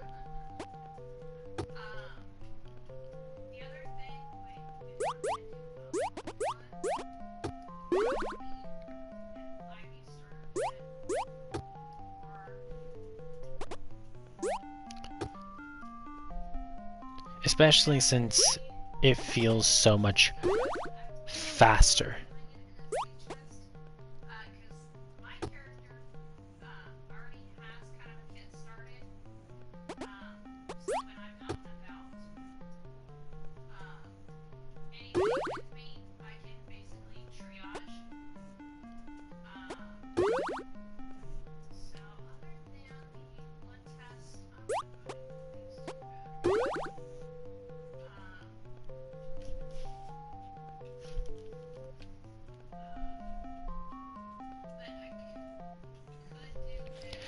I think the Mafia one would be easier to actually get. I know Arkham Asylum's trophy isn't too bad. Arkham City's trophy is much harder. And Arkham Knight's trophy is, holy shit, you're kicking my teeth in. And that's mainly because of one of the combat trophies you have to get,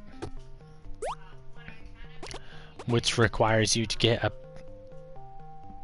1 million points, I believe, in the Iceberg Lounge map, the challenge map. I think that trophy is a massive pain.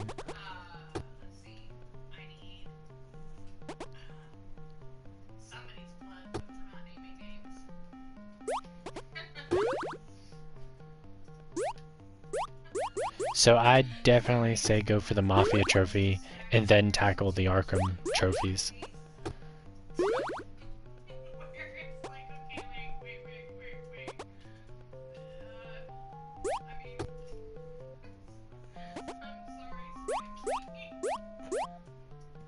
I'll put it right here.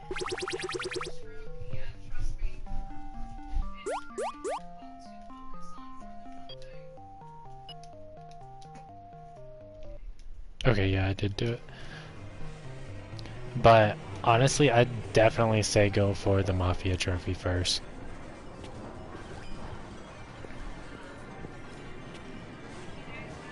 But if you are still unsure, look at the trophy lists.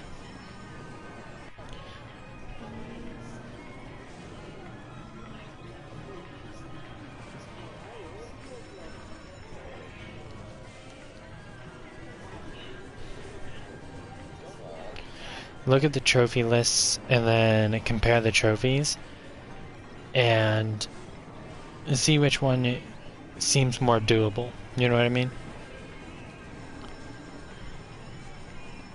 If you think you can knock out the Arkham trophies really quickly, then why not go for them?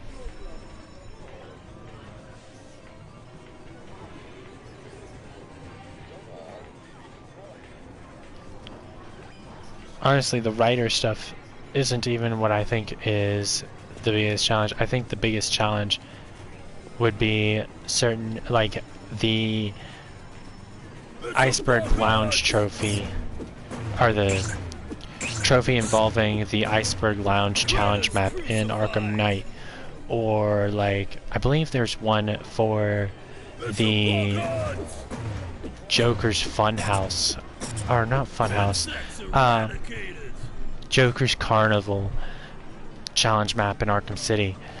Those require you to get really high scores in combat scenarios.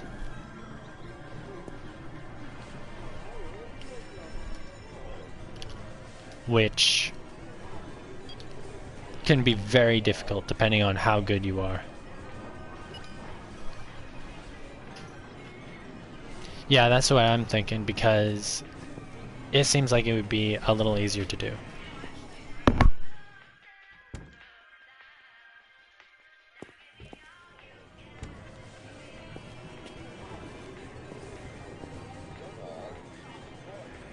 Okay, it's turning night, so I'm gonna go ahead and grab the money again.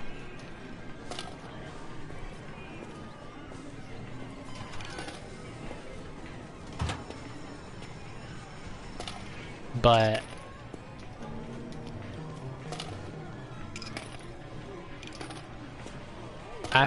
so what trophies are you? What game are you gonna platinum after you get the platinum for the Arkham games? Or do you not have any planned after that?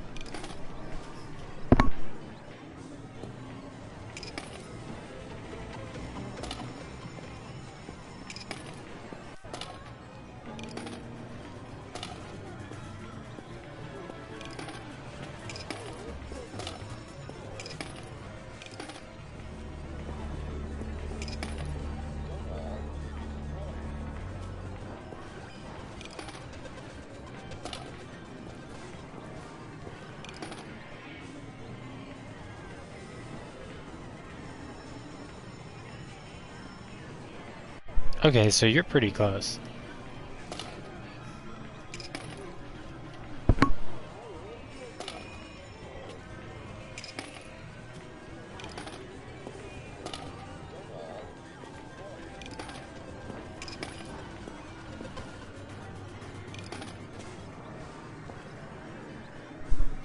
Eat this! I'd say Guardians of the Galaxy, because the Telltale ones. Greta's crucified! But yeah, Telltale, because the Telltale games have really easy platinums. Usually it's like beat the game. So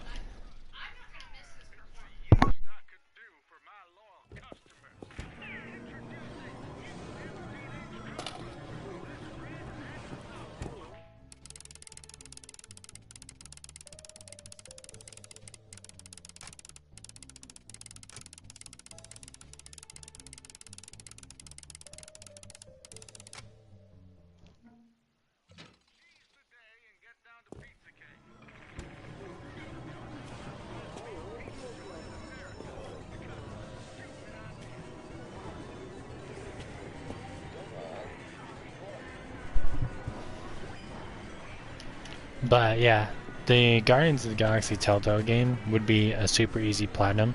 I'd just get that out of the way, so that way while you're working on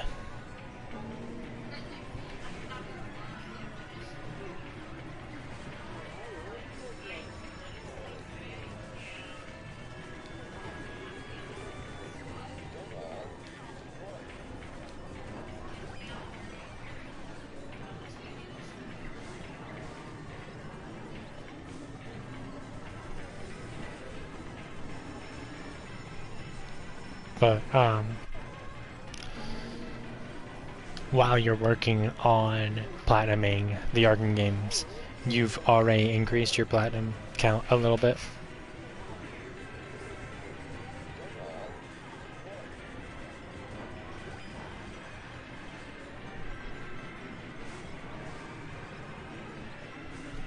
Okay.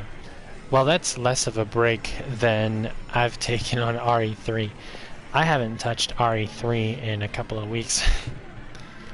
And that's mainly because of my schedule. Like, just about every day, I get up, get ready for work, go to work for 8 hours, come home, and I sit there and do my Resident Evil Revelations 2 daily challenge. Then usually I'll go to bed soon after. But outside of that, I really don't play a whole lot of games. And I probably should get back to RE3, but it has been kicking my teeth in because I've played it a few times. I know where the enemy placements are normally, but they change the enemy placements as well as what enemies spawn when. So there's a couple of different types of enemies that aren't supposed to spawn until certain parts in the story, but they've brought those out already, so it's like, damn. I mean, the rocket launcher makes it easier, but a lot of these zombies can easily get the jump on you, and you usually die in one hit. If you're lucky, you'll last 2 hits, but you know, it is still a challenge even with the rocket launcher, and it is so much of a challenge that in the very beginning they literally give you a magnum. So that's like, oh, that just lets you know how difficult it's going to be. I legit saw that and was like, what the fuck did I just get myself into? I legit started like not panicking, but like, oh my god, what the fuck? You know what I mean? Okay, let's check our balance and see if we can afford another machine.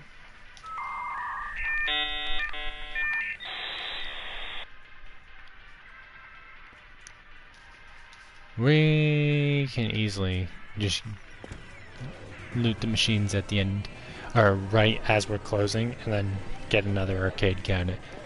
But that trophy's gonna be a pain.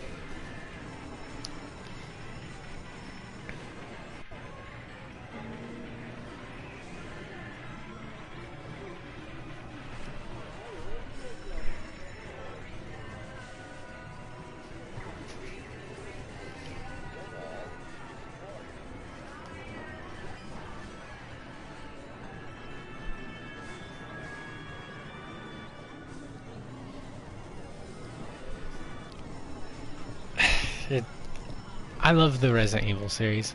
I do want to earn some of the platinums, but I feel like RE3 is gonna be a kick in the teeth. I feel like RE4 won't be as bad.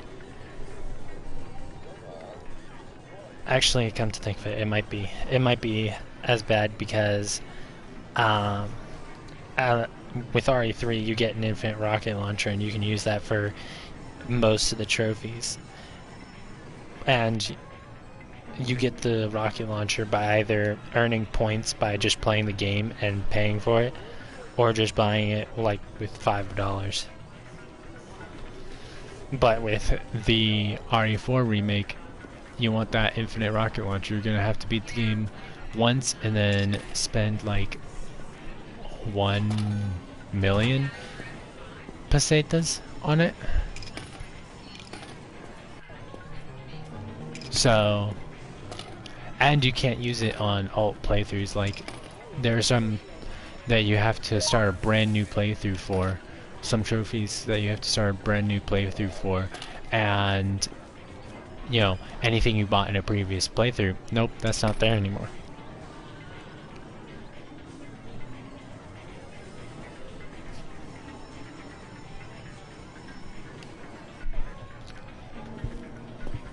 Honestly, I don't know because I haven't looked at the trophies for any of the Mafia games. I bought the Mafia games because I was interested in the story. I haven't beaten Mafia 1 yet.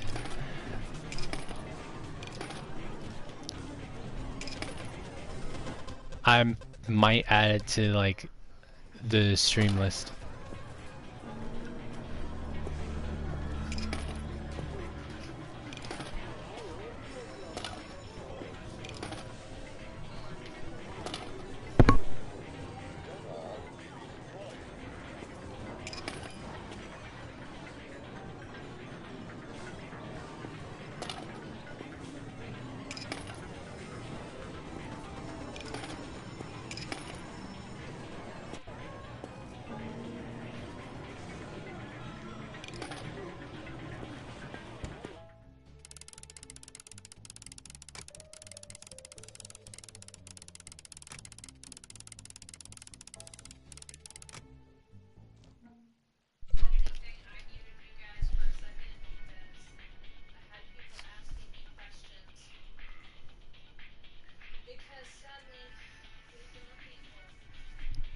I mean, yeah, but I mean the shooting, there's really no excuse, but with the driving it makes sense because of the age of the cars you're supposed to be driving, you know what I mean?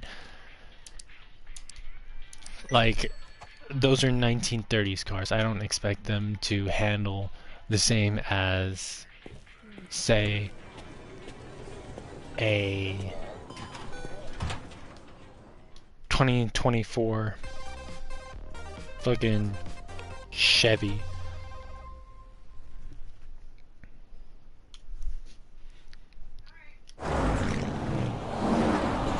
Okay, I'm actually gonna call it here. We're gonna take a break and then I'm gonna be on Twitch later on tonight.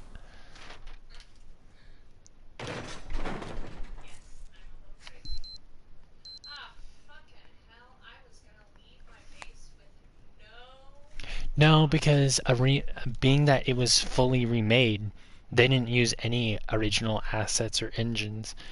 So it's not because of the original. I mean, if it were a remaster, that would definitely be like a good theory, but a remake, it has nothing in common with the original other than the story. You know?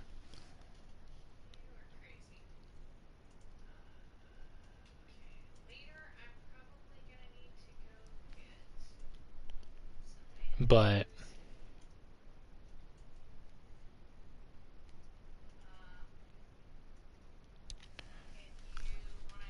I think it's definitely the age of the vehicles it's representing.